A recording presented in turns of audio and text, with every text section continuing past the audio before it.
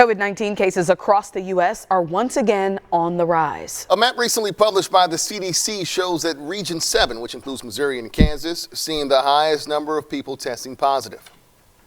Didn't think it was going to be as bad second time around. I had it about a year and a half ago, but got it again a few weeks ago and was down for the count. And coming off that busy holiday season, whether it's at work or at home, it's not hard to find someone dealing with some type of respiratory illness. And now some of the nation's biggest hospitals are even recommending mask mandates inside their facilities. But what about us here in the metro? KSHP 41's Jian Kim checked in with area healthcare providers and a local woman who recently battled COVID-19.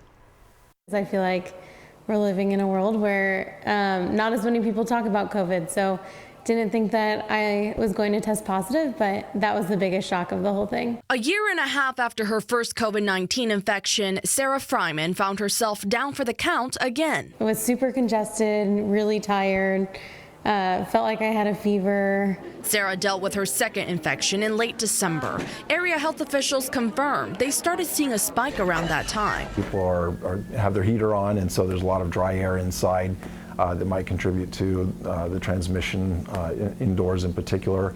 And again, just a lot of people gathering and being close together. In light of rising cases, I asked the Johnson County Health Department and KU Health System about the potential of another mask mandate for its employees and visitors. The only procedure that we have is that in our clinic setting, if an employee has not been vaccinated, then we ask them to wear a mask. We have some individual patient wards that have gone back to masking for the staff and for patients, and in some of the cases, the visitors as well.